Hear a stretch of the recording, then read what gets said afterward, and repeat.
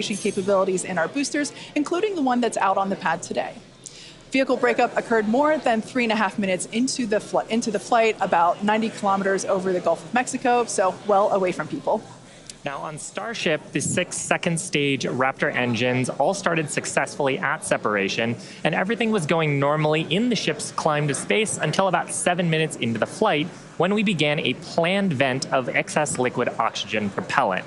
To simulate the mass of a payload and get future-focused data, the ship was loaded with extra propellant that we needed to get rid of or vent before re-entry. Once we started venting, though, a leak developed that caused fires, which eventually cut the connection between the flight computers on the ship, and that caused the 6 Raptor engines to shut down before we had finished the full burn. That was detected as a mission rule violation by the autonomous flight safety system, which triggered the flight termination system and led to vehicle breakup. Starship's second flight test nearly completed its full duration burn. It ended at an altitude of about 150 kilometers and a velocity of 24,000 kilometers per hour, officially making it the first Starship to reach outer space. Like the booster, we've made upgrades to Starship's upper stage based on Flight 2 learnings, such as improved leak reduction, fire protection, and changing the operations to increase reliability. Now, back at the launch site, the new water-cooled flame deflector and other pad upgrades performed as expected, so the pad required minimal post-launch rework. And that's a big reason why we are ready to fly again today. The ground support systems are designed for rapid turnaround of the launch pad between flights, and the improvements we've made ahead of Flight 3 are getting us closer to that goal. And that brings us to today's test. The test profile and the burn timeline are very similar to test number 2, with one major difference. The ship will attempt to splash down in the Indian Ocean rather than the Pacific. This puts us on a steeper trajectory than past flights and lets us test capabilities that we'll need for the future, like lighting a Raptor in space while maximizing public safety. So let's take a closer look at the flight test profile. Now, about 26 minutes from now, Super Heavy will ignite its 33 Raptor engines and lift off from Starbase. About 3 minutes into the flight, Super Heavy's booster will separate from the ship in SpaceX's second ever attempt at a hot stage separation. That means it'll light its engines while still attached to a partially lit booster. The ship's engines will then remain lit for about 6 minutes during the ascent before entering a coast phase. Next, the booster will perform a flip maneuver and execute a boost back burn, which, if you recall, is where Flight 2 Super Heavy experienced a rapid unscheduled disassembly. We're hoping hardware upgrades made for this flight will get the booster closer to executing a landing burn in the Gulf of Mexico. In the meantime, Starship will coast for about 30 minutes at altitudes between 150 and 235 kilometers, and the ship will attempt to fire a single Raptor engine for our first ever relight of a Raptor engine in space. And from there, the ship will head toward its destination, splashdown location in the Indian Ocean. Again, if we get past a successful stage separation and a full ascent burn with the upper stage, it will be at an added altitude and trajectory below orbital, meaning Starship won't have to fire its Raptor engines for a deorbit burn, and it will naturally come back into the atmosphere no matter what. Now, meanwhile, the Super Heavy is going to attempt a landing burn before splashing down into the Gulf. And while we are going to practice a landing, we aren't planning to recover any of the hardware from Super Heavy or the ship on this flight. Now, with the exception of Falcon, this is no different from what happens with most rockets flying today that are expended or fall into the ocean after they complete their mission. Eventually, though, we will land and recover Starship boosters and ships, just as we do with Falcon 9 and Heavy boosters, where we've recovered 283 to date. Starship's rapid reusability is key as we begin missions to the moon and beyond. Even though recovery is not planned, the telemetry and data we receive all the way to the end is what we're looking for, particularly with regard to the ship's temperatures during re-entry and how the heat shield will perform. The data that we gather today, of course, will help us continue to build a rapidly reusable Starship for the future. Now, much like our first 2 flight tests, today also still just a test. Our goal is to gather data to continue iterating and ultimately improve Starship. That's exactly right. The primary goal for Flight 1 was to clear the pad, and we did that and got a lot of great data that helped us improve the vehicle and the pad infrastructure that you see today. The primary goal of Flight 2 was to get all the way to stage separation, which we did, and even got a little extra. For Flight 3, we've added some ambitious tests highlighted by an attempt to transfer several tons of propellant between the tanks inside Starship itself, as well as the first ever relight of a Raptor engine in space and the opening and closing of Starship's payload door. When Starship takes astronauts to the lunar surface as part of NASA's Artemis program, it will be refilled in space by a Starship tanker spacecraft before boosting itself into a lunar orbit, like you see here. Transferring a large amount of cryogenic liquid in space has never been done by anyone, ever. So we'll be looking to get data on some of the fundamental physics in play here, like managing pressures, temperatures, propellant settling, all as we prepare for eventual ship-to-ship transfers. The ability to refill starships once in orbit will be critical for landing on the moon and is a key technology for enabling deep space exploration and ultimately flights to Mars. Now, we're also attempting the first ever relight of a Raptor engine in space, and we'll need that capability for future in-space maneuvers and deorbit burns. It's important to note that what we'll attempt today is not a burn required for Starship to re-enter on today's test. We are intentionally flying this new steeper trajectory so we can test things like engine relights without substantially changing where we expect to splash down. And if Starship manages to make it all the way to re-entry, we will collect valuable data on the vehicle as it flies through the Earth's atmosphere at hypersonic speeds, or more than 5 times the speed of sound. We expect it'll look something like this animation on your screen with the heat shield tiles facing down. We'll use the Earth's atmosphere to brake the vehicle and then get us into a controllable regime as we go towards splashdown. Now, we did validate Starship's ability to fly and land at subsonic speeds during our suborbital flights several years ago, and gathering data on the aspects like heating and vehicle control while we're traveling way faster will become critical to eventually bringing Starships back from space for rapid reuse. We'll also attempt to open and close Starship's payload door for the very first time, a capability that we'll need when Starship starts flying our next generation Starlink satellites. And there you can see an animation of what that will look like as the satellites are deployed one by one through a slot near the top of the spacecraft. So at this point in time, we are approaching T-minus 21 minutes until liftoff. Let's check in with Dan for a countdown update. Hey, thanks, Kate. Hey, everybody. I'm Dan Hewitt. Good morning. Welcome to Starbase. I'm coming to you from the Raptor's Nest, where I'm here with some of our flight controllers, also our Pad Red team. We're just behind the Mega Bay. Those are our super heavy boosters right behind me, getting ready for the next 4 flights after this one. So we're looking to launch a lot this year. The countdown has been pretty clean so far. We're not tracking any issues that are gating us on the hardware side and the vehicle side from that on-time liftoff at 8:25 a.m. Central Time. That's our T0 right now. We primarily shifted later as we were just working to clear the range. The other big watch item today is going to be the winds. The winds have started to pick up. We're still looking to be below our limits, but there could be a hold at T-minus 40 seconds just to make sure that the winds are acceptable before we go. We are actively loading propellant on board the vehicle. You can see by the frost lines starting to build up. Looks like we're about 80% on the ship main tanks right now and a little over 60% on the booster. Now, Starship uses liquid methane as its fuel, liquid oxygen as its oxidizer. Both of those get cooled down to cryogenic temperatures, so several hundred degrees below zero. And if you followed along with our previous 2 flight tests, the prop load timeline today looks a little bit different. Those first flight tests, it took us about 90 minutes to load all of the prop on board. But since the second flight, we made some pretty significant upgrades to make that time shorter. We added some additional fuel and LOX pumps just to increase our capacity. We expanded the number of heat exchangers and installed a dedicated fill drain line for each stage. But they were sharing one before, now they each have their own. That's just that main pathway to get the propellant to the vehicle. We're aiming for about 51 minutes for today's operation to fully load prop. We did that successfully on our wet dress rehearsal that we did recently. Eventually, though, we're trying to get that time down to about 40 minutes. Just for some context, that's about 5 minutes longer than we take on Falcon 9, but we're doing it with 10 times the amount of propellant. Now, the propellant load on ship started at about T-minus 53 minutes, booster right around T-minus 42 minutes.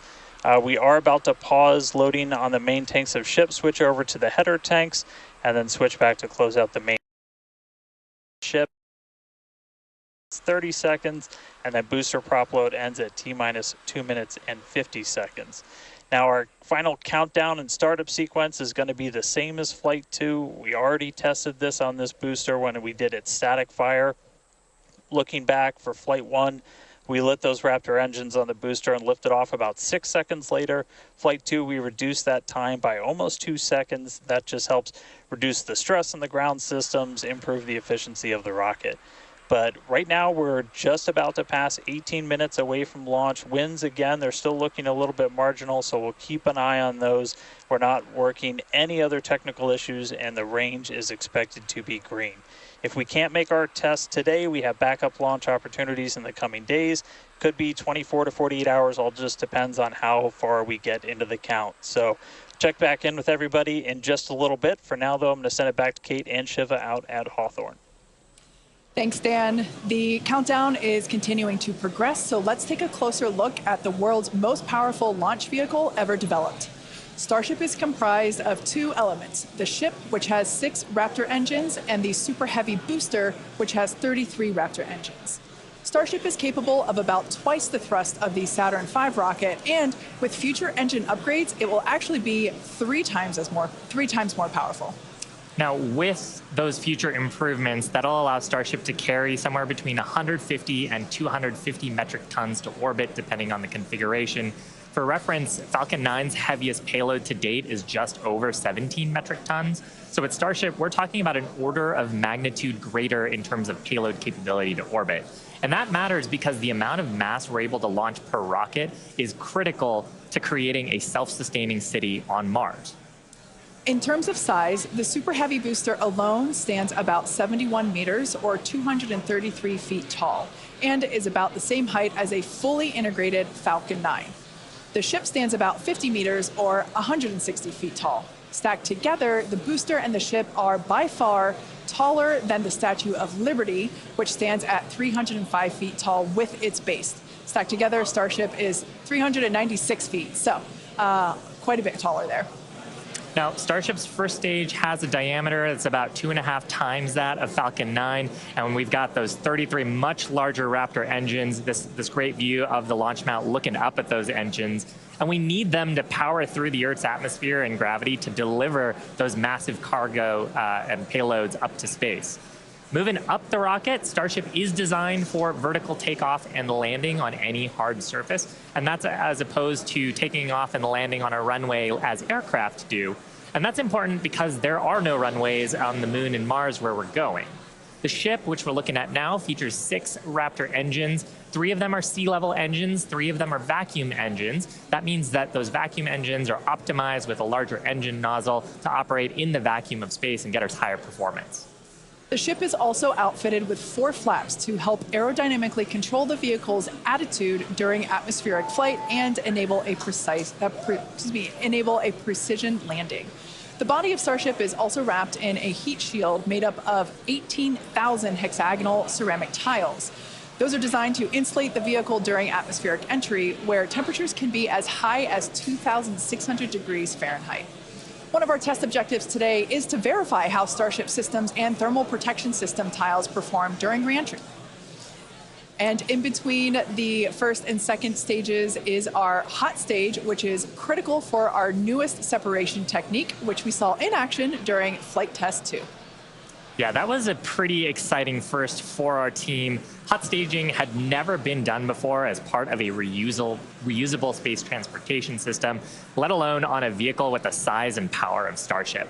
Now, at about liftoff plus 2.5 minutes, the booster shut down most of its 33 engines, leaving just 3 of them running, and then the ship simultaneously ignited all 6 of its engines. Some clamps separated, and the ship thrusted away. That was the first in-flight test of the heat shield, and we were able to gather a ton of valuable data about hot staging. We maximized the vehicle's performance by leaving 3 first-stage engines on, so gravity can't rob us of precious velocity, or at least not as much. Hot staging also helps to ensure the ship's liquid propellants are at the bottom of the propellant tanks, which is where we need them to be in order to quickly light the ship's engines. It also reduces risk at stage separation because it creates a passive staging system so that physics will be doing the work instead of mechanical parts pushing the two stages away from each other. Ultimately, hot staging could increase Starship's payload to orbit capacity by 10%, which directly translates to more payload and more people to the Moon and Mars. Now, the first stop will be the Moon, and the SpaceX team has been hard at work proving out all of the systems necessary to make that possible. Critical systems for propulsion, life support, and even the elevator that you see here, which will take crew and cargo from the Starship hatches down to the lunar surface, are currently in development. And the data that we gather from each test flight helps inform their design. Here we've got a photo of some of the mock-up suits that are used to demonstrate the range of mobility that astronauts will be expected to have. And we were using these to do human factors demonstrations and figure out the layout of the elevator. So all awesome development work for a future moon mission. Super cool. Now, SpaceX will perform one uncrewed demonstration flight before NASA's Artemis 3 mission, which will be the first human surface expedition since 1972. After those first expeditions, we'll be ready to fly more people along with everything it takes to build a moon base. There's so much to look forward to. It's incredible that humans are finally going back to the moon. You couldn't have said it better, Kate. And the moon is just the proving ground. It's just the start. When the time comes to make the leap to Mars, everything ramps up by orders of magnitude. The logistics of supporting an entire city on Mars are daunting and will require millions of pounds of cargo flown from Earth and spread out over thousands of launches. And today's flight test is one more step toward that ultimate goal. We're currently at T minus 11 minutes, 47 seconds. Let's check in with Dan once again for a countdown update. Hey, Kate. Still good news from down here at Starbase. We're not tracking any technical issues that are going to block us to a launch. Our T0 time still holding to 8:25 a.m. Central, so just about 11 and a half minutes from now. The real thing we're going to keep an eye on is the winds once we get there. We do have that potential hold at T minus 40 seconds where we can hang out and either let winds die down, make sure we're in the right structural limits, everything like that. So don't be surprised if we do a hold at T minus 40. We've done those on previous flights, but we are not tracking any technical issues. The range is going to be green for launch, so all of that really great news. We're still loading propellant on the vehicle, on the ship. We're just about done loading the header tanks, the two smaller tanks in the top, and then we'll go back to the main tanks. They're about 85% full, and then booster, both fuel and LOX over 80%. So looking good there. The launch pad itself is getting ready for liftoff. We commanded the booster hold downs open already about 20 minutes ago or so. And then that just means that once that rocket has sufficient thrust to overcome its weight, your thrust to weight ratio goes over 1, it's going to lift off. We don't have a command to actually release the hold downs once it starts up. Just also a reminder, actual liftoff happens a few seconds after you see those engines ignite. So you'll see fire, and then a few seconds before Starship really starts to take to the skies. Our range team just going to keep on making sure land, sea, air are all clear as we really count down. But that's the latest. We're just coming up on 10 minutes before launch. Everything looking good for Starship's third test flight. I'll toss it back to you guys in Hawthorne. Great, thanks, Dan. Now, if you've been following SpaceX over the years, you've no doubt heard us talk about our goal of full and rapid reusability. Nearly all of the Falcon boosters flown last year and this year have been reused, or as we like to say, flight proven. We've landed Falcon 9 and Falcon Heavy boosters 283 times since first doing so in 2015. And with Starship, our mission is to take reusability even further by reflying both stages with little downtime between flights. And we plan to fly as often as possible. As we mentioned earlier, rapid and complete reusability is critical to enabling routine spaceflight. The team at Starbase has been hard at work developing and manufacturing the hardware that will ultimately take humans back and forth to the moon and Mars. Now, even though we are not recovering Starship today, test flights like these provide the critical data that we need through every phase of flight. And that data informs future missions and gets us to that future where Starships are being recovered and rapidly reflown.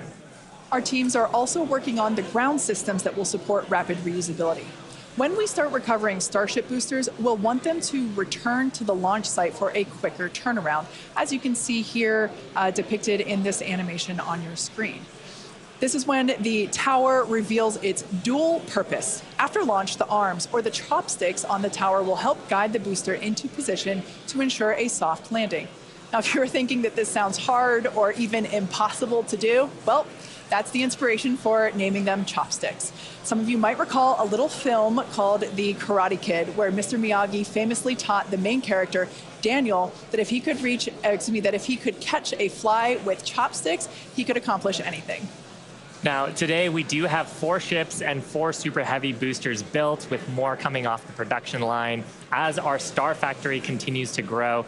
These vehicles are slated for future flight tests just like today's, and in fact, just this week we static fired our next ship that's planning to fly and expect to test the booster as soon as the launch mount is free from today's flight test. Now, as a reminder, today is still just a test. While we really hope to get our splashdown location in the Indian Ocean, but any data received will help us improve. It's the third of many future flight tests for Starship before it becomes fully operational. And that's the goal of flight tests. They teach us about the limits of our design and improve our understanding of the vehicle, and ultimately help us make Starship more reliable and rapidly reusable. So whatever the outcome and however far we get, we can promise excitement. And things look like they are moving fast at Starbase, and that's exactly how we like it. Yeah, Rapid exactly. Iteration is a key of SpaceX. Yeah, we've done it with all of our major innovative advancements, including Falcon, Dragon, and Starlink. We believe that if you're not failing, you're not learning and improving the design. Yeah, many of the innovations that we've developed have come from our failures, and they teach us how to avoid the perils of spaceflight. It's a tough business. But all of this testing, all of the iterative design allows us to make the design better and better to do some of the great accomplishments with reflight that we've had so far. Exactly. One of the examples that we love to talk about is the Dragon capsule, like the one located behind Shiva and I here on the mezzanine. Originally, it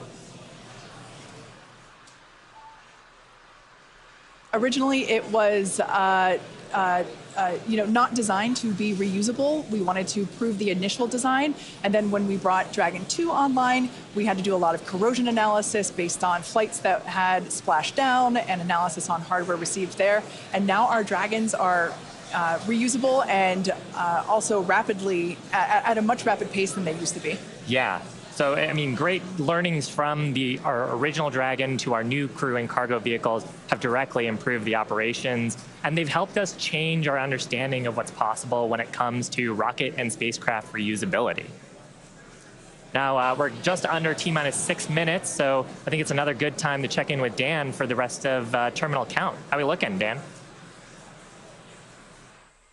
Thanks, Shiva. We're looking good. 5 minutes, 35 seconds, and we're counting down. We are just about at closing the prop load sequences on booster and ship. Just a reminder, ship we're going to close out at around 3 minutes and 30 seconds, booster at about 2 minutes and 50 seconds. Once all of that prop is loaded on board, we'll have about 10 million pounds of propellant on both stages of Starship. Now, after that happens, we'll go through a couple of different procedures with the ground. We'll do what's called pushbacks, clearing out the lines between our prop farm and the vehicles themselves before we get to launch. And then in the next few minutes, we'll get the final guidance system alignments, some final thrust vector control on the booster checks, and all that will be performed. And again, if we need to hold, we have a hold gate built in at T-minus 40 seconds where we can hang out. It sounds like today we'll have about 15 minutes to hold at T-minus 40 if we need to. If we hit that right now, it looks like the most likely reason would be winds. We're not tracking any technical issues to our T0 at 8:25, just about 4.5 minutes from now. So, I mean, everything's really looking good. The booster's almost at full frosty, so we'll see that close out in just a couple of minutes. But we're getting really close to flight, guys. The excitement is definitely growing here in Hawthorne, SpaceX headquarters. There is a large crowd gathering. You might hear them cheering occasionally. Now, Dan mentioned a good point about the holds. We have an opportunity to today hold for a few minutes. And this is a really cool thing about Starship. And we don't have this opportunity with Falcon or Falcon Heavy. Up until the T-minus 40 second point, Aborts are just holds. So anything that would trigger an abort prior to T-minus 40 seconds becomes a hold. So that's a really cool feature to allow the team to wait for final checkouts or assess prop levels, engines, avionics, vehicle pressurization. It's really helpful to ensure a liftoff. Yeah, and that's something that is very different from Falcon. I'm sure people have watched our launches, and then we get right down past prop load and then have to scrub because of weather or scrub because of an issue on the vehicle. And we don't have the same constraints on our propellant and our system with Starship, which gives us more availability in the window. And sometimes that's all you need. Sometimes the winds dip just enough where you can launch the rocket safely. And otherwise, if you didn't have that ability to hold a few minutes, you might miss that window and then have to recycle to another day. Yeah, exactly, which is kind of like today. Like we mentioned earlier, winds are the thing that we are watching, so good news there. So we are still continuing to progress. We're looking at liftoff in just under almost 2.5 minutes from now. Super exciting. Like we said before, there's nothing more exciting than watching a test flight for a developmental program, and that's where we're at today. And like we talked about, we have some really ambitious goals for today's test. But really, the point of today's test is to try to get as much data as we can so we can inform the next iteration of the design of Starship, work those things into flight test number 4 and new objectives there that'll eventually get us to that glorious, rapid, reusable future that we so badly want. Yeah, for flight 1, we wanted to clear the pad, and we did. For flight 2, we wanted to get through hot staging separation, and we did. So today, we want to get even further than that and collect as much data as we possibly can. So with all that being said, we're going to check back in with Dan to take us through the final 2 minutes of terminal count.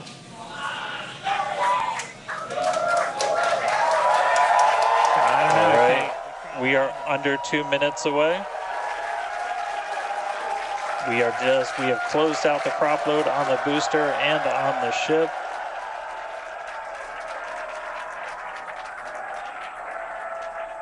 And we're starting to hear some good news that it looks like winds are not going to hold us up, so there's a good chance we blow right through that 40-second hold. So we're about 1 minute and 20 seconds away. Just walking you through one last time, we're going to see the engines ignite about 4 seconds before we hit our T0. They're going to ignite in 3 different banks. You'll get 13 of the inners, 15 of the outers, and then the last 5 ignite just 2 minutes before T0. And then after that, the quick disconnect will retract. The engines will start to throttle up, and then we'll see liftoff about 1.5 seconds after T0. So we're under 1 minute away. Don't be shocked if we hold at 40 seconds before, but it sounds like the winds are cooperating today. And we'll be able to move right past that, not tracking any other technical issues that could hold us. Proceeding past our QD vent gate.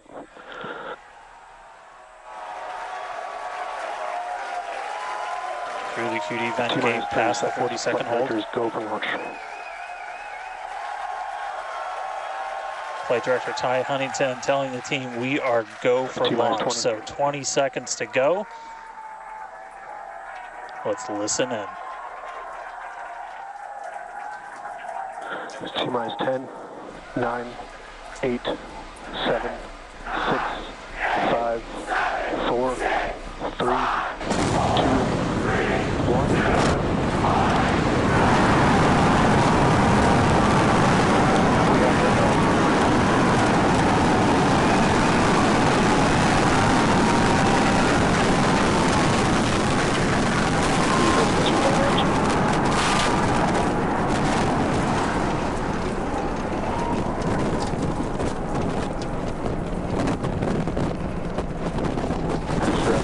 Nominal.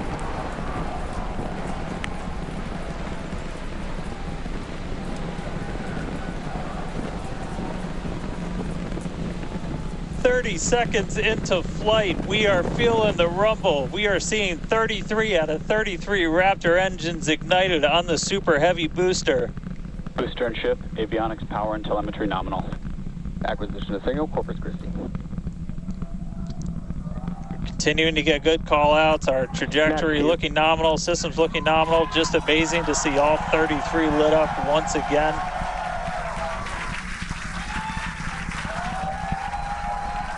this point, we've already passed through max Q, that maximum dynamic pressure, and passing supersonic, so we're now moving faster than the speed of sound, getting those onboard views from the ship cameras.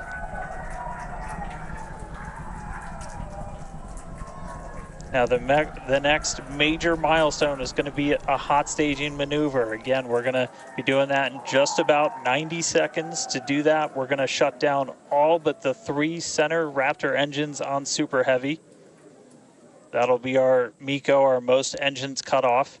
And then the clamps holding the 2 stages together are going to release. Starship's second stage will ignite its engines, the RVACs first, the sea levels right after that. The sea level engines will be splayed or just kind of pointed out at about a 15-degree angle. So if you look close and we get good tracking, you might be able to see those center right after. And so those 6 engines will push Starship off of the booster.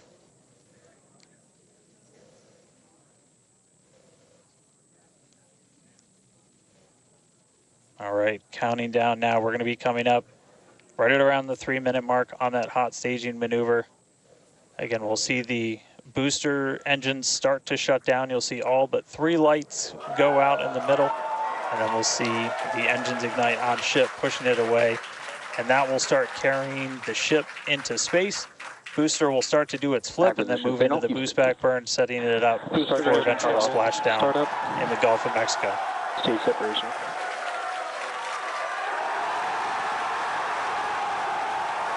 Boost back startup.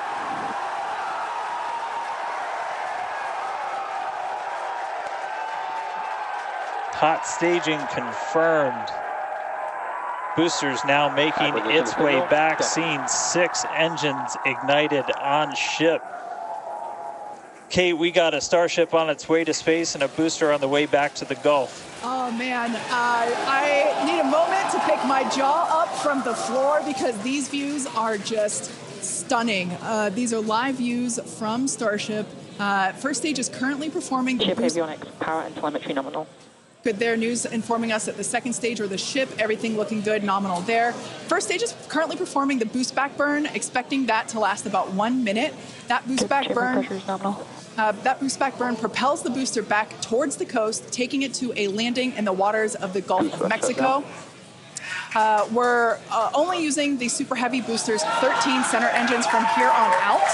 As whenever they relight, you'll be able to see that in the left bottom corner.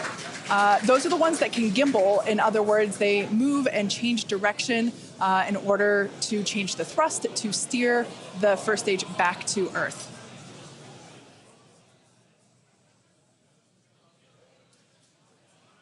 Wow, these are just incredible views coming to us.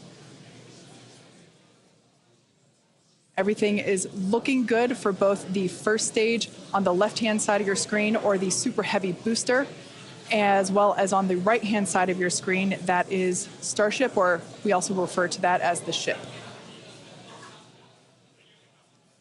Now, the boost back burn was the first of 2 burns required to return it to Earth. The next one will be the landing burn, where all 13 center engines will initially ignite and then transition into a 3-engine burn to help slow it down. Now, just as a reminder of the stage 1 test objectives, we're looking for controlled ascent, which we have so far. Stage separation, which gorgeous, we cruised right through it, as well as on a nominal trajectory. Good news there, telling us that the path that Starship is on is good. Now, Starship's second stage is still firing its engines, and as you heard, following planned flight path. The ship objectives, we're looking for hot staging, again, cruised right through that. We're looking to demonstrate controlled ascent, as well as orbital insertion. Now, the bottom right-hand corner of your screen shows the ship engine graphics, so be sure to keep an eye on those. Yep, Kate, this is just a phenomenal test so far. Super Heavy is performing beautifully today. It's on its return leg of the journey. Ship continuing to burn its 6 engines, those larger circles, the Raptor vacuum engines, the inner circles, the Raptor sea level engines. We're about 30 seconds away, just under 30 seconds away from the start of the boost back burn. Excuse me, the landing burn on the booster.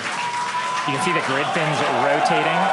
Those hypersonic grid fins are guiding us through the atmosphere back towards our splashdown site. Again, we're going for a splashdown, a soft splashdown. So for landing burn, we're going to expect to see the 13 center engines light, rapidly bring down the booster's velocity, and then just the 3 in the center for splashdown. Let's see if that'll work.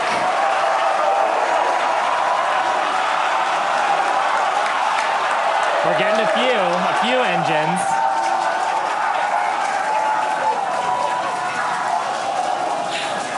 And acquisition of signal. We'll see if we can get some other video of that.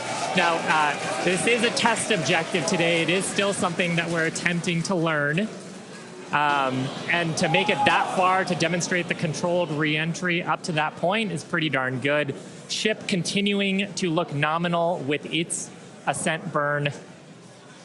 This burn lasting about 6 minutes total. And we're expecting that this burn will end just after T+8 minutes, about a minute from now. So far, though, I mean, congrats to the team. Making it this far is farther than we've gone on Flight 2. Just wonderful views and great engine performance from the vehicles.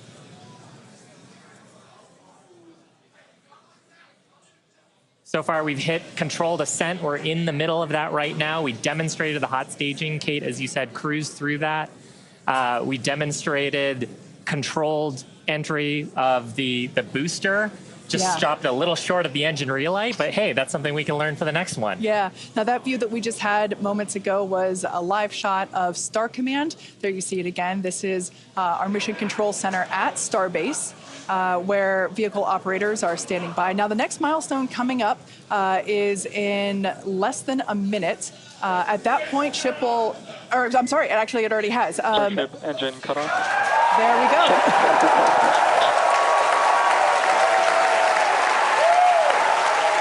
As you heard there, by the call out and from the crowd behind us, Starship normal orbit insertion.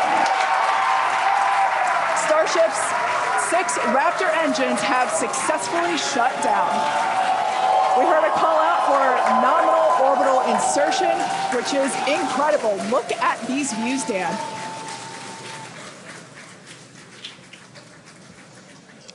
I'm just completely blown away right now. What a day. Congratulations to the entire SpaceX team. I mean, this flight pretty much just started, but we're farther than we've ever been before. We've got a Starship not just in space, but on its coast phase into space. Just to recap where we've come, and it's only been 9.5 minutes. How has it only been 9.5 minutes? We lifted off right on time at 8:25 a.m. We didn't have to hold at our gate at all. We had 33 out of 33 Raptor engines open up and light and get us through a nominal ascent. Another successful hot stage. All 6 engines on the ship propelling us into orbit. We did see what looked like a nominal boost back burn. And then we did make it all the way to the landing burn this time. Didn't light all the engines that we expected, and we did lose the booster. We'll have to go through the data to figure out exactly what happened, obviously. So be on the lookout for information about that. But wow, a ship in space. We've got a bunch of, as we said, ambitious objectives ahead of us. Over the next couple of minutes and pretty much over the next hour, where we're going to really, we've got the ship in space. We're now going to take advantage of this and try and learn as much as possible about some of the other systems, including that first ever Raptor relight in space. So it's just going to be incredible. So all of that still to come. The mission just started, but wow, what a liftoff! What a hot stage! What an amazing sight to see Starship there in outer space.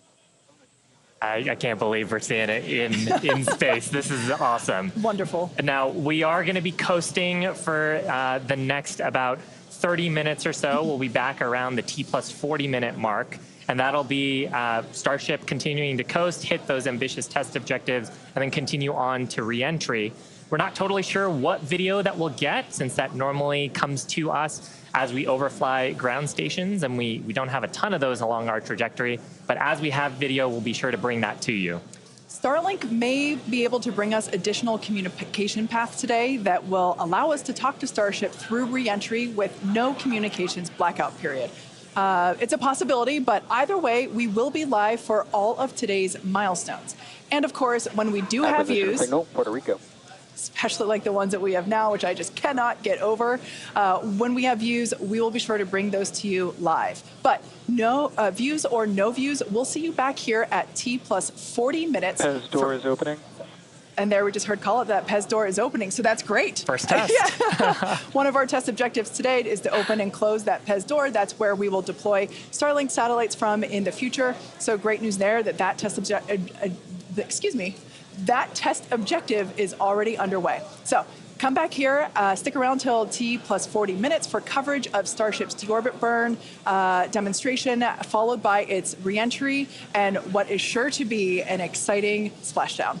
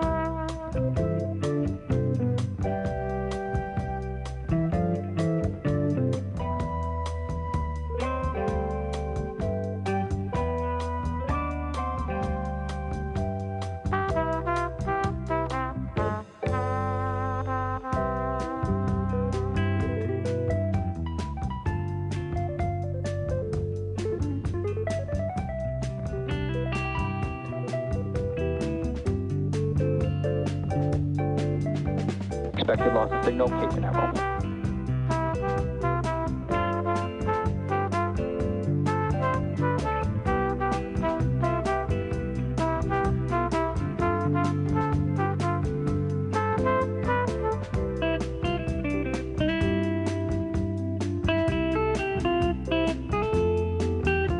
Pez trigger.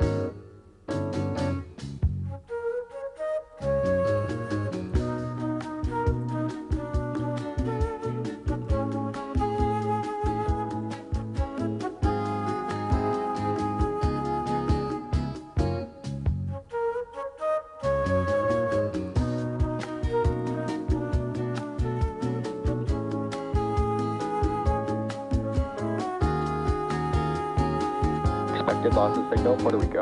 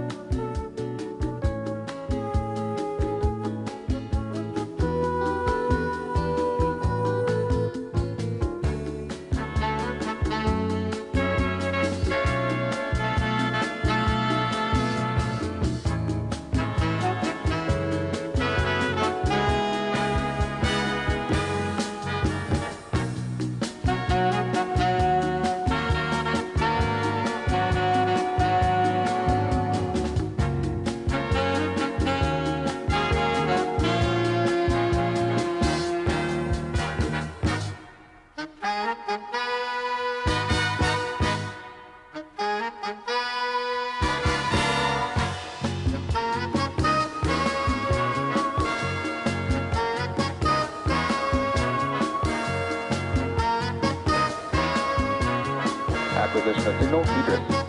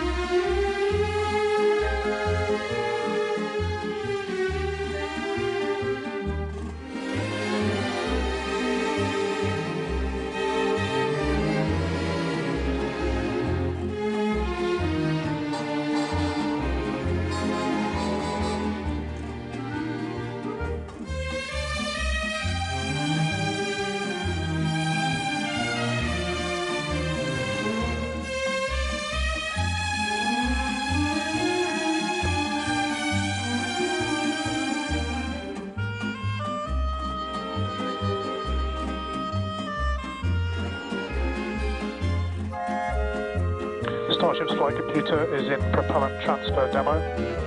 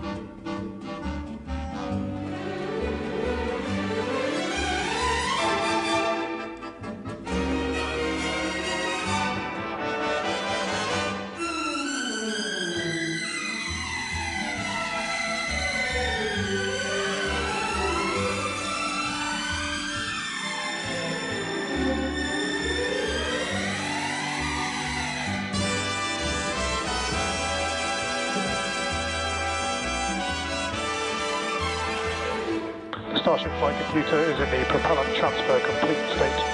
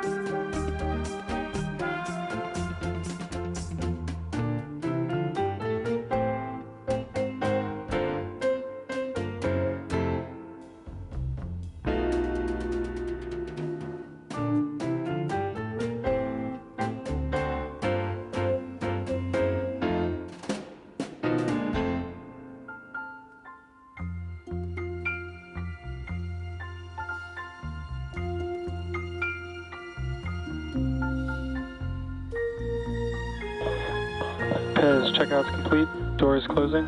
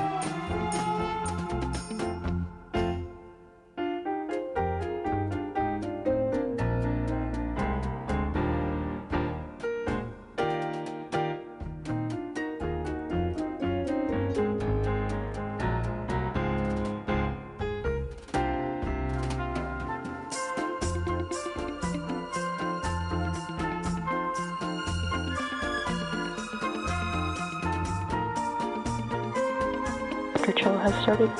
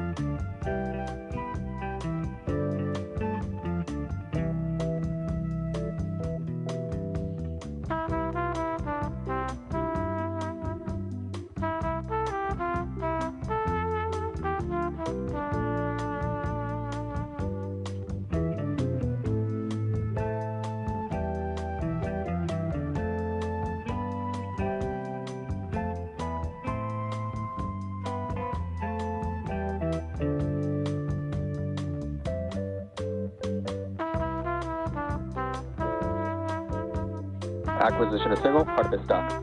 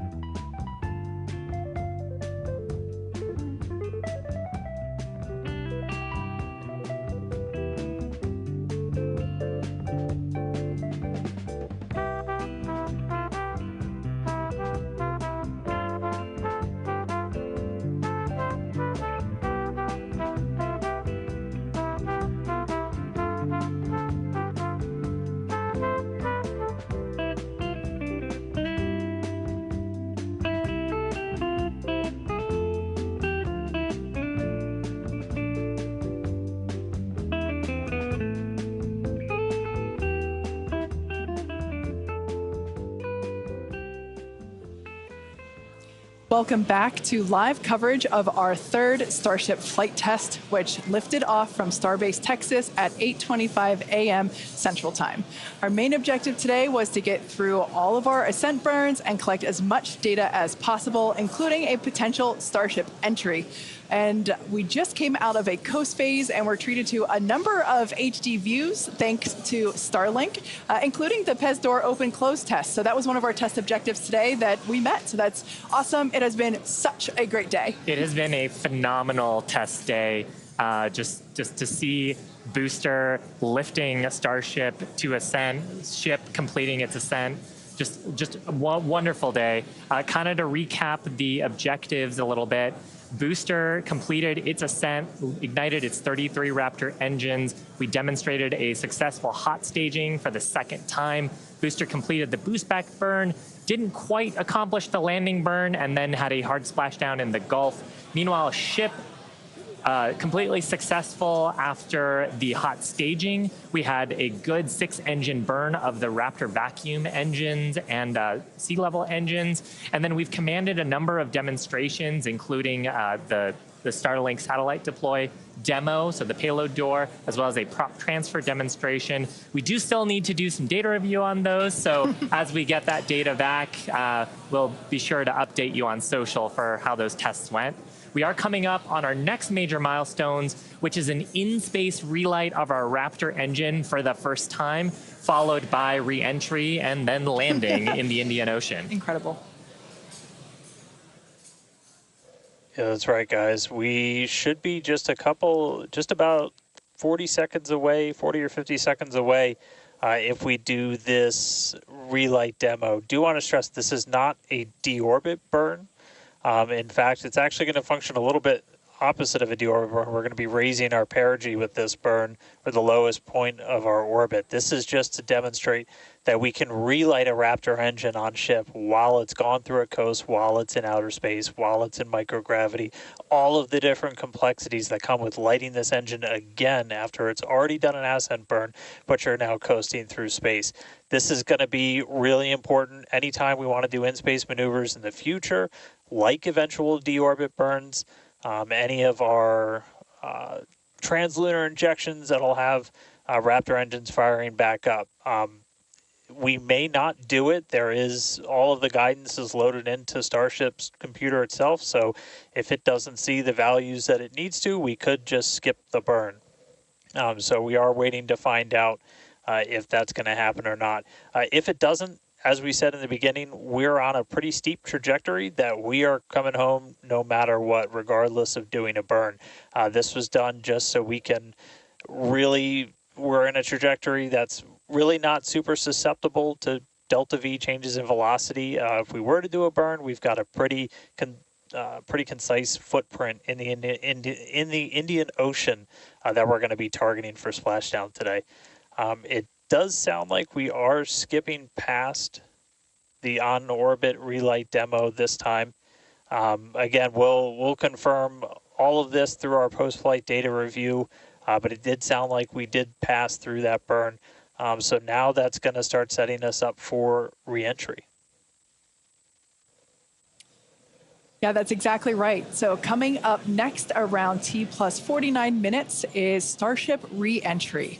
Now, this is typically a portion of flight where we don't have communications with spacecraft because they're re-entering the Earth's atmosphere at or around orbital velocity, about 8 kilometers per second or roughly 5 miles per second. Super fast. Now, at those speeds, the spacecraft's interaction with the atmosphere results in friction and creates a plasma field around the vehicle. That blanket of plasma distorts communication frequencies, so we're basically left with a brief communications blackout. Now, we might get some telemetry back through a connection to the Tracking and Data Relay Satellite System, also known as TDRS. But if the plasma doesn't entirely block it, that connection will be at a very slow data rate and definitely too slow for any video. But that's why Starship and Starlink are a great partnership. Starship is so big that it will leave a wake or a hole in the plasma field as it flies through an atmosphere. You can think of a wake kind of like when you see a boat going through the ocean. It sort of leaves a trail behind it. There's some of those great views from Starlink giving us views of Starship's onboard videos. And so we're hoping that the Starlink on board will let us, just like we're seeing these videos now, see through that plasma field by maintaining a continuous communication lock with the satellites on orbit through the wake that Starship leaves behind. Now, this is only the second time that we're testing Starlink during re-entry. So even though we do have these great visuals now, don't be surprised if we manage to get some signal hiccups through. We're still learning about what that wake will actually look like in practice and whether we're able to get that live continuous high-speed data during re-entry. Yeah, that's right. And one of the really primary reasons we want to use Starlink is to just gather as much data as possible. It's been said the data is the payload on one of these flights, where we're putting this flight hardware in a real flight environment, trying to learn about it as much as possible. Re-entry is going to be a really critical phase of flight. We really want to know how the ship's going to perform, especially that heat shield, as we're going through the hypersonic re-entry. So if something were to go wrong during this re-entry, we want as many paths as possible to collect that information, that data, just to, again, just continually feed back into the Starship program to make each flight more reliable, more successful. Acquisition signal, Mauritius.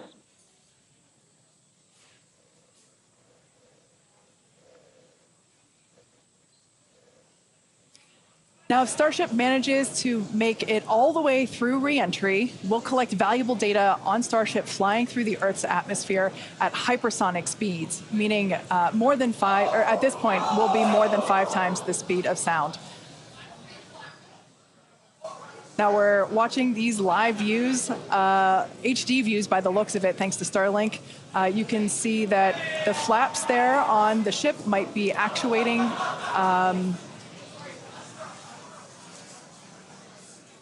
Certainly some incredible visions of planet Earth behind Starship. Now, we've already validated Starship's ability to fly and land at subsonic speeds. You might recall those suborbital flights from a few years ago, and we can see those flaps there.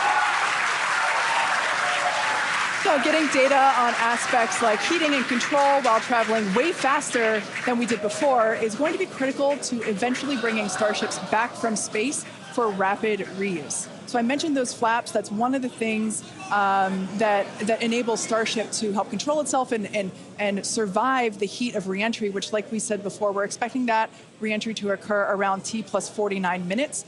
So we're getting pretty close here. And what you're seeing here, it looks like the vehicle is sort of moving back and forth.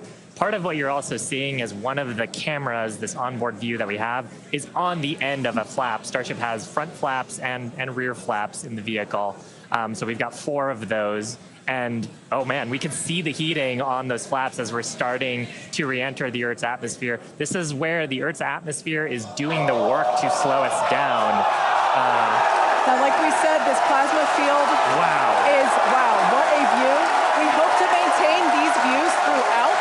Starship is so big that we're hoping that the plasma field doesn't entirely blanket the entire vehicle. Right now, it is not. The Starlinks are Views brought to you by Starlink. Yeah, the Starlinks are still communicating and still capturing the data and the video that we see here. I mean, Shiva, this is just absolutely incredible views. We've never seen anything like this before. This is the biggest flying object ever in space. Absolutely, Kate. And it's important to note, the Ascent burn that we did was to get us to orbital velocities, even though we were on a nearly orbital trajectory. So the heating and the loads that Starship is going through right now are what it would be getting if it were recovering from an orbital mission. And just the fact that we have views through entry, this is incredible. Yeah. Again, this is the furthest and fastest that Starship has ever flown. And you can definitely tell by the crowd here in Hawthorne. The heat shield tiles doing their work. We talked about it earlier. Up to 2,600 degrees Fahrenheit that those heat shield tiles are dissipating as we are re-entering. Yeah, now this was one of the critical, or rather the key mission objectives that we were hoping to hit today. We have never, like I said before, this is the fastest and furthest that Starship has ever flown. So this is the first time that we're getting to collect this re-entry data and understand how these 18,000 hexagonal heat shield tiles are working together to protect the belly of Starship as it re-enters the Earth's atmosphere. Once again, the atmosphere is doing us a big favor here by 80 kilometers altitude. The atmosphere is actually doing us a huge favor here by acting as a braking system for Starship as it re-enters the atmosphere. And that's part of the reason why the flaps are so important. We're using the body of Starship and the drag from the atmosphere to slow us down from orbital speed, but you want the vehicle to remain stable. You want those heat shield tiles pointed down so they can absorb the heat of the Earth's atmosphere. And so that's the purpose that they are serving during the hypersonic phase and then again during the subsonic phase. Absolutely. So like we said, these views are being provided by a couple Starlink terminals that are positioned on Starship itself. As that plasma builds, we're hoping that we can bring these views back to you, but you can see the telemetry there on the right-hand side of your screen. If you watch closely, you can see the speed decelerating. Again, that's the friction of the atmosphere resulting in this plasma field, or excuse me, the blanket that is potentially blocking the Starlink terminals right now. So we'll bring those views back to you if we get them. But right now, for those of you that have recently joined, Starship is currently re-entering Earth's atmosphere. This is super exciting because it's the furthest and fastest that Starship has ever flown. It's just absolutely incredible. Major test milestone, something we wanted to accomplish on Flight 2, getting to it today. So just awesome. Now, we actually have some heat shields here. So these are what's doing all the work on Starship right now. There are 18,000 hexagonal heat shields like these. So this one that I have is flat, like this is what would be positioned on the flaps of Starship, whereas Shiva has something a little different. Yeah, the one I have would be on the curved surfaces of Starship. I'll just put it in frame here. So we've got these attached at various points around the vehicle. Like you said, Kate, 18,000 of these tiles around, and they're doing the work to make sure that the structure of the vehicle doesn't carry all that thermal load, so we can recover the vehicles eventually and get to rapid reuse on them. They're really lightweight. They sound a little different than I would have expected them to, but they are ceramic. And these are what's helping Starship survive through this period of entry. We're not sure how far we're going to make it. Again, this is the furthest that we've gotten in our test flight, but the further we fly, the more data that we can get, and that's ultimately the measure of success here, which, I mean, I think today has been a huge success given where we've gone and how much further we've gotten with both the booster and Starship itself. And one of the beautiful things about Starlink on board the vehicle, we were getting that high-speed video. High-speed video is a very high data rate, and usually video comes after you get your telemetry. So hopefully we were able to get some wonderful data throughout the entry period, which is normally something we have to wait for until after splashdown when we get that data off the data recorders. Yeah. Now, you mentioned before the flaps. Again, that the flaps are protected by the flat heat shields like I have. There are 4 of those positioned on Starship, 2 at the forward end or the top end, and 2 at the bottom or aft end. And they operate independently to aerodynamically control the vehicle's attitude or positioning during atmospheric flight and enable precise landing at the intended location. So today we are intending to splash down in the Indian Ocean, and we're hoping that we can make it that far, but regardless, it is an exciting end to what has been an exciting day. Absolutely, and I mean, we've had some tests in the past. We had suborbital campaigns where we have tested out the aerodynamic flaps at subsonic speeds, so that's below the speed of sound. At hypersonic speeds, well, supersonic speeds first, so faster than the speed of sound, and then hypersonic speeds, so that's more than 5 times the speed of sound.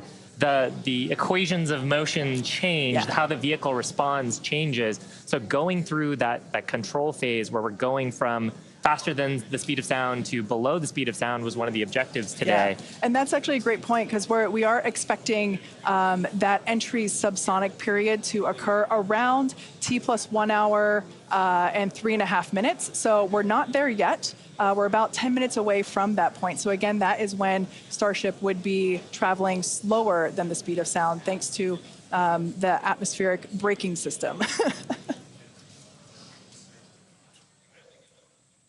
And so right now we're still waiting to see if we're going to get data back from this ship. We might be in a bit of a blackout period right now. So still waiting to hear the status on it. But yeah, we got to the actual entry portion of today. We started into peak heating, which was just a really big milestone. Starship is pretty unique in the way that it re-enters, especially for something reusable. The closest parallel has been the space shuttle. When we're comparing Starship to like when we bring a Falcon 9 booster back, we're talking about 20 times the energy given the velocity that we're moving at, and all of that energy just gets converted into heat, and then we need to use those tiles to just help dissipate that heat. They're not ablative like you would see on something like Dragon, which uses an ablative in the capsule shape. So they are these tiles that are made to be reusable. So any data we're getting on the actual temperatures it was seeing during heating, all of that is just really hugely valuable. Where Starship is really unique is, and Kate and Shiva have talked about it a couple of times, is once we're through this kind of hypersonic section and we get down to the subsonic. And that's where we really learned a lot and proved that Starship's really just its basic shape could work. And we did that during the suborbital campaign. Again, if you compare it to the shuttle, which entered, it had the wings. It had a similar heat shield system, but it had wings, and then was almost flown like a glider once it re-entered and was down to those subsonic speeds. With Starship, we're not doing that. We're just coming straight down We'll hit terminal velocity, which with Starship is around 200 miles an hour. And then we use a flip maneuver to ignite those engines, do a landing burn, and then touch down on the ground. So you don't need a runway. We're doing that, again, designed because when we go to the moon, when we go to Mars, there's not going to be a runway there for us. And so that propulsive landing is going to be really important. This is an animation of pretty much what we were just watching on actual Starship video, which is pretty incredible. But we go through peak heating. One of the benefits of today's trajectory, actually, we got closer to what the heating profile will be on just a normal mission when you compare it to our previous flights, which were headed out to Hawaii. So we go through peak heating, and then we hit subsonic, and then Starship splashes down in the ocean. Again, we're not doing a landing burn on this flight, and we're not expecting Starship to survive the impact. We're not going to be recovering any of the hardware. For now, though, we are just still waiting to see if we're going to get some signal back. We're currently at a loss of signal with Starship. Don't know for sure what its status is, and so we're just continuing to listen in. But it was pretty incredible seeing the flaps really do their thing to maneuver the vehicle as it's moving through hypersonic. One of the big trade-offs between something like Shuttle and Starship is wings can be pretty heavy. And so if we can really demonstrate that Starship's controllable through that hypersonic regime when you're coming through the atmosphere, 25 times the speed of sound, you can save a whole lot of weight by not having really big wings. So super valuable to get this data, super valuable to then figure out what we're going to do on our next test flights. Dan, you'd brought up a really interesting point, too, that for on Shuttle, you are gliding in, going back to a runway. On Starship, because we're landing vertically, we are basically coming down, and then we've seen this during the suborbital campaign. We're not going to see it today.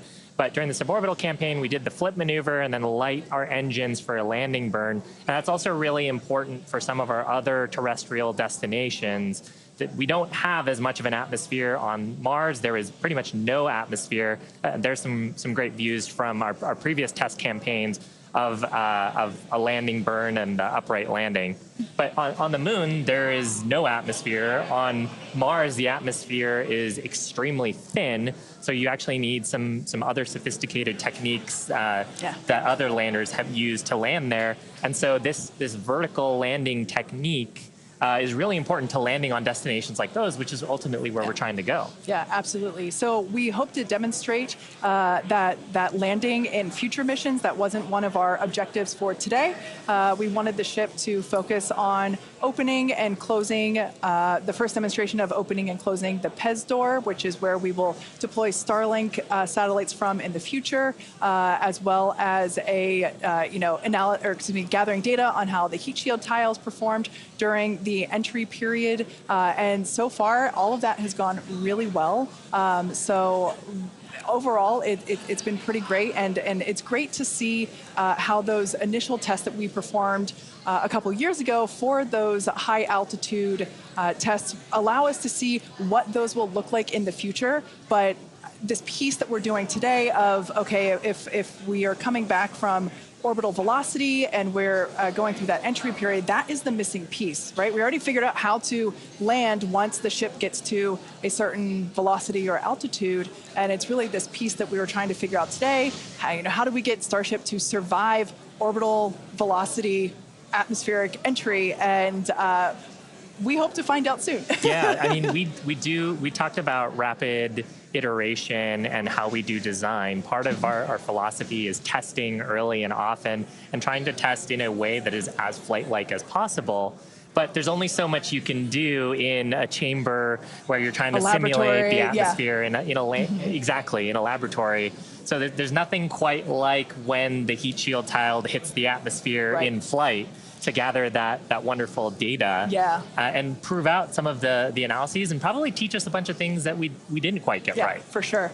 And obviously, for those of you that have been watching along with us, those were incredible views to see of that entry period where we we saw the heat generating because of friction as the belly of Starship was, making contact with the Earth's atmosphere, and that resulted in some plasma. So as Dan said before, we believe that we're in a bit of a blackout period at the moment. We are expecting the vehicle, if it's still alive, we would be expecting the vehicle to be approaching subsonic or slower than the speed of sound speeds in 3.5 minutes from now. So if it's still up there in one piece, it still has a way to go. We're not there just yet.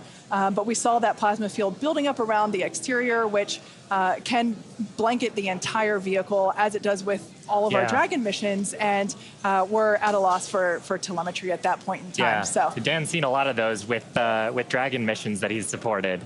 Yeah, absolutely. And we are hearing through some of the telemetry that it did look like we lost Starlink and our TDRS data flow at the exact same time. Now, if both of those signals are cutting out at the exact same time, that could mean we lost the ship. It has been several minutes since we've gotten any data from Starship. We are waiting just a couple more minutes just to see if we can get any additional confirmation, but that is one data point that we're tracking, and that could indicate that we had a loss or a breakup of the ship during that re-entry. So might not make it all the way to splashdown today, but we were able to get through the early phases of re-entry, hit some of that peak heating, which was just really incredible to see a Starship coming back from space after getting all those views from space for the very first time. So we'll just keep on listening in on the loops here, see if we hear anything over the next couple of minutes. And that might bring a close to a pretty successful day so far. So again, we did lose the TDRS. That's the tracking and data relay satellite. That's the satellite system that pretty much every spacecraft operating in orbit right now will use to get data. We were able to get some signal through that. And then we were also getting data back through Starlink.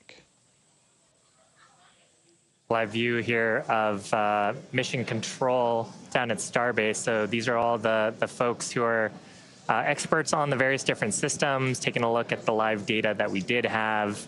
Probably in mission mode still, Yeah, but absolutely. It would be so tough to stay focused with what an exciting day we've had today. Yeah, to quote Monty Python, I'm not dead yet. We don't know, as Dan said. We did lose connection with TDRS, which is the tracking and data relay satellite system, and Starlink at the same time. So it is a realistic possibility that we lost Starship, which honestly was always on the table. We didn't know how far it was going to get.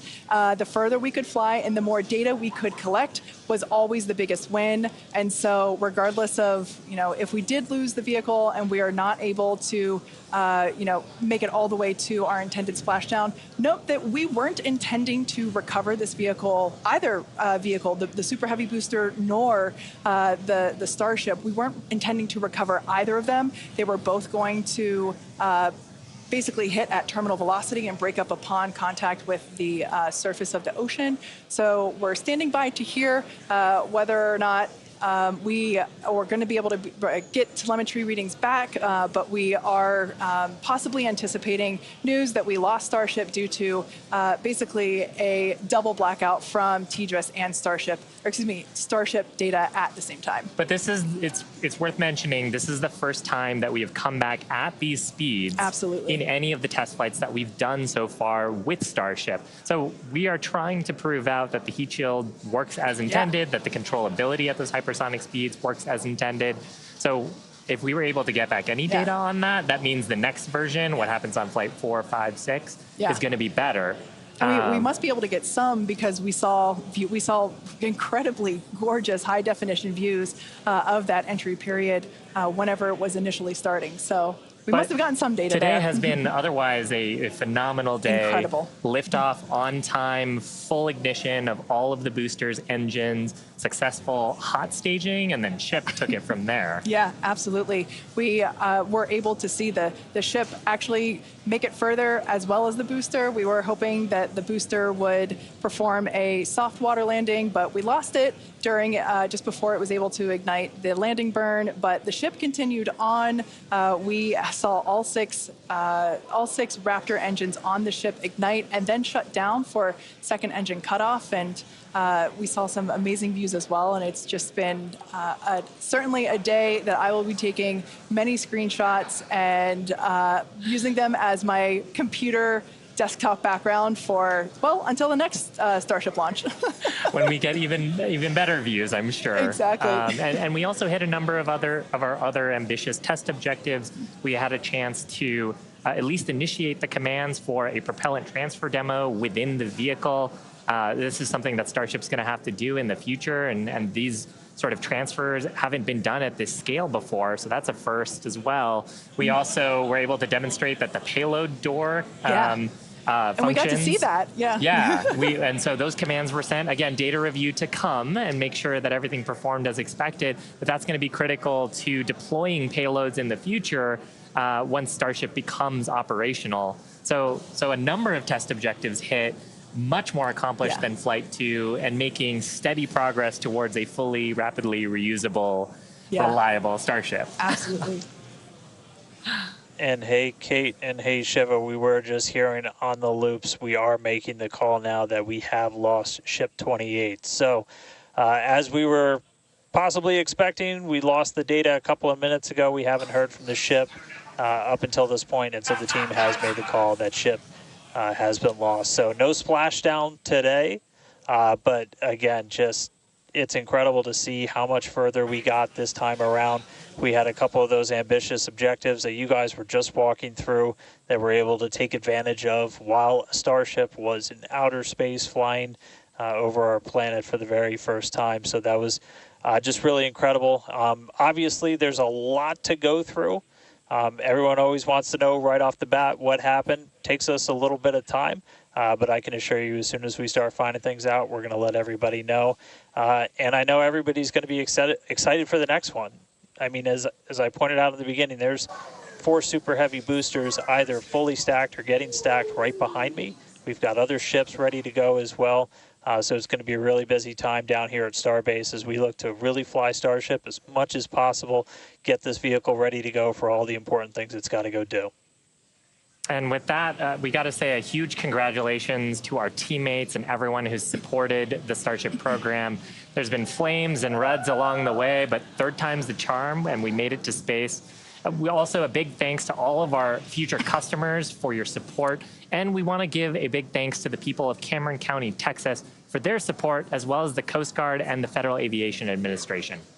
Be sure to follow the SpaceX account on X for more updates from today's test flight and future Starship tests. But before we go, we want to wish SpaceX a very happy birthday.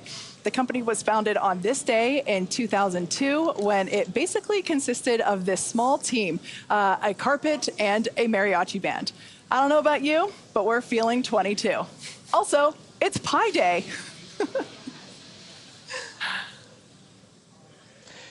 Yeah, but I mean, Pi Day is constant and never ending, so shouldn't every day be Pi Day from now on? I mean, that's a really good point, and I think after a test like today's, we all deserve some pie. Thanks for watching, and we'll see you next time.